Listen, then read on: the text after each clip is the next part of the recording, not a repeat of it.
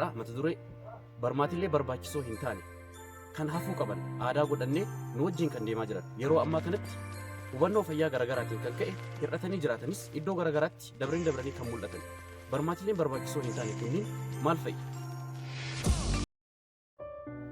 Barmaatilee hin barbaachisne yookiin hafuu qaban aadaa duubatti hafoo ta'anii fi rakkoolee isaanii yeroo ilaallu akka biyya keenyaatti hubannoo fayyaa dhabuu irraan kan ka'e hawaasa keenya biratti barmaatilee hin barbaachisne garaagaraa raawwatamaa tureera.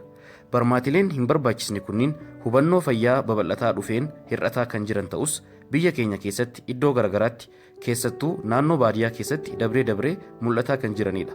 Barmaatilee miidhaa hawaasa keenyaa irraan gahaa jiran keessattuu shamarran hedduun kan ittiin miidhamaa jiran keessaa muraasa yoo ilaalle Female Genital Mutilation yookiin kittaannaa dubartii isa tokkodha. Kittaannaan dubartii yeroo ammaa kana biyya keenya keessatti sababii hubannoo garaagaraa babal'isuutiin hir'ataa kan jiru ta'us haa ta'u garuu ifattis ta'ee dhoksaadhaan miidhaa fayyaa isaan wal qabatee dhufu hubannoo dhabuun kan ka'e iddoo adda addaatti dabree kan mul'atudha. Kittaannaan dubartii maali? World Health Organization kittaannaa dubartii sadarkaa afuritti addaan baasee kaahee jira. Sadarkaan tokkoffaan qaama dubartii isa Ingiliffaan clitoris jedhu hamma ta'e muruu. Sadarkaan lammaffaan qaama clitoris kanaa fi qaama biroos itti dabalanii muruu. Sadarkaan sadaffaan qaama wal hormaata dubartii kan akka clitoris, laabiyaa maayinooraa fi laabiyaa maayijooraa guutumatti muruu fi dabalataanis qaama wal hormaataa kana hodhuudhaan fincaanii fi xurii laguu akka bahuuf iddoo xiqqoo hambisuudha. Sadarkaan afuraffaan gochoota kanneen adda ta'e qaama wal hormaata dubartii irratti gochuudha. Isaanis kanneen akka baqaqsaa garmalee gochuun, qaama walitti harkisanii hodhuu, ibiddaan gubuu, wantoota akka qoree fayyadamuun dawaa aadaa garaagaraa qaama keessatti gochuudha. Aadaa yookiin barmaatilee duubatti hafoo jechuun sadarkaa kanniiniin addaan qoodee kaa'ee jira. Kittaannaa dubartii miidhaa isaa yoo ilaalle qaamni miidhaan irra gahe kuni akka uumaan uumetti lamuu deebi'uu kan hin dandeenyee fi miidhaan isaanis umrii guutuudhaaf turuu kan danda'udha. Miidhaan kunniinis sadarkaa irraa sadarkatti wal caalus sadarkaa hunda irratti uumamuu kan danda'uu fi hamma lubbuu dabarsuutti geessisuu kan danda'udha. Miidhaan kittaannaa dubartiitiin wal qabatee dhufu battalumatti miidhaalee akka dhiigni garmalee dhangala'uu, of wallaaluu fi hanqina dhiigaatiin saaxilamuu dabalataanis of duratti yeroo dheeraa boodaanis miidhaan garaagaraa da'umsaan wal qabatee haadhaa fi daa'ima dhalatu irrattis kan gahuu danda'u ta'a. Dhibeelee akka HIV fi Hepatitis B'dhaaf gochi kuni isaan saaxiluu danda'a sababii meeshaalee of eeggannoo hin qabne garaagaraa fayyadamuutiin kan ka'e. Inni lammaffaan early marriage yookiin gaa'ela umriin isaa hin gahin. Gochi kuni iddoo garaagaraatti keessattuu baadiyyaa keessatti kan hedduu mul'atudha. Ijoollee dubartii umriin isaanii gaa'elaaf hin gahin hedduminaan umrii 12 hanga 15 jidduutti gocha raawwatamaa jirudha. Dubartiin umriin isaanii gaa'elaaf hin gahin qaamaan tahee sammuudhaan wantoota akka walqunnamtii saalaa raawwachuu, ulfa baatuu fi da'umsaa fi dabalataanis daa'ima guddisuu fi bultii horachuuf uumaadhaan kan qophaa'anii miti. Sababbiin umrii malee daa'imman dubartii gara gaa'ilaatti seenaniif maatiin osoo lubbuun jiran ijoollee ofii bultii qabsiisuu fi ilmaan jaraa arguuf hawwii qaban irraa kan ka'e maatii gara lamaaniituu firummaa fi hawaasummaa isaanii jabeeffachuuf jecha dubartiin gaa'ela malee akka hin hafne yaada jedhu irraa shamarran hojimaata badaa garaagaraatiif osoo hin saaxilamin bultii qabsiisuuf yaadonni jedhan isaan baratamoo ta'anidha.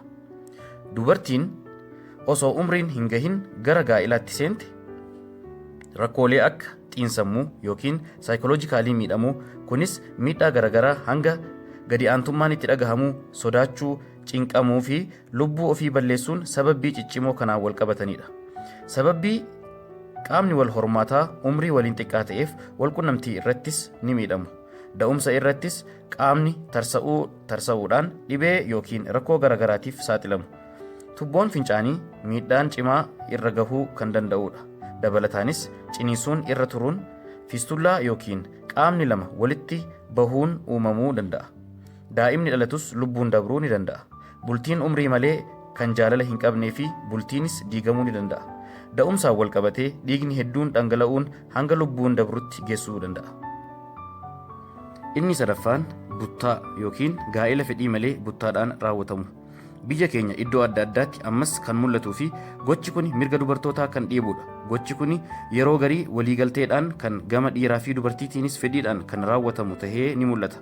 Kuni balaa hedduu geessuu dhabuu danda'a. Haa ta'u garuu fedhii gara tokkoo qofarratti kan hundaa'een buttaan raawwatamu keessattuu fedhii dubartiitiin ala kan raawwatamu yeroo tahetti miidhaan garmalee qaamaa fi sammuu dabalataanis lubbuu irras miidhaan cimaan gahuu danda'a. Sababbiin buttaan raawwatamuuf keessaa yoo maatiin dubartii gaa'ela saniif hayyamamoo ta'uu dhaban, gaa'elaan wal qabatee baasii jiru hambisuudhaaf waldorgommii yookiin fedhiin nama hedduu dubartii san irra yoo jiraate gochi kun ta'uu danda'a. Garaagarummaa amantii, ilaalchaa, qabeenyaa fi ilaalchi gosummaa gocha kanaaf nama saaxiluu danda'a. Buttaadhaan wal qabatee rakkooleen uumamuu danda'an waliigaltee dhabuudhaan lolli nama jidduutti argamuu, qaama irratti miidhaan cimaan gahuu, lubbuun dabruu, dhibee garagaraatiif saaxilamuu, maatii jidduutti waldhabbiin cimaan uumamuu, waldhabbiin kunis dhalootarraa dhalootatti dabruu kan danda'udha. Gosa lamaan jidduuttis waldhabbiin argamuu danda'a. Buttaadhaan wal qabatee wanti dhufu gammachuu kan hin qabnee fi bultii jibbaan guutame uumuu danda'a. Dubartii irratti miira cinqamuu fi yaaddoon baay'atuu irraa kan ka'e lubbuu ofii dabarsuun ni mul'ata. Gochi kun gama seeraatiinis gudeeddiin wal qabatee gocha nama gaafachiisudha. Dubartoonni hedduun sababii buttaa garmaleetiin barumsa isaanii addaan kutuun, maatii ofii dhabuun, jaalala malee jiraachuun, karoora malee ulfa hin barbaachisnee fi dhibee garagaraatiif kan saaxilaman ta'anii ni mul'atu. Barmaatileen duubatti hafoo ta'an kan biroo keessaa daa'imman irraa arraba kokkee muruudha. Sababbiin isaas rakkinoota nyaataa fi liqimsuudhaan wal qabatan hambisuuf jecha sagalee sirreessuuf, dhibee baasaa yookiin diyaariyaa yaaluu fi dhibeeleen garagaraa arraba kokkee wal qabatee gara daa'imaatti dhufa jedhanii yaaduun hubannoon ala daa'imman kan miidhamaa jiranidha. Inni biroo daa'imman reefu dhalatan aannan jalqabaa isa Ingiliffaan koolestiram jedhamu daa'ima miidha jechuun daa'ima yeroo muraasaaf harma hoosisuu dhabuun dabalataan daa'imaaf wanta balaa ta'uu danda'an afaan keessa buusuun barmaatilee duubatti hafoo fayyaa daa'immanii miidhuudhaan hanga du'aatiitti kan geessudha. Aadaan ijoollee dubartii barsiisuu dhiisus guutumaa guututti kan baduu qabudha. Mata duree kadiin irraa hubannoo gahaa argattan jennee abdii godha. Of duratti mata dureedhaan osoo hin hubatiin ilma namaa miidhuu danda'an hedduu irratti kan hojjennu ta'a. Akkasitti fayyaa keessa nu jiraadha.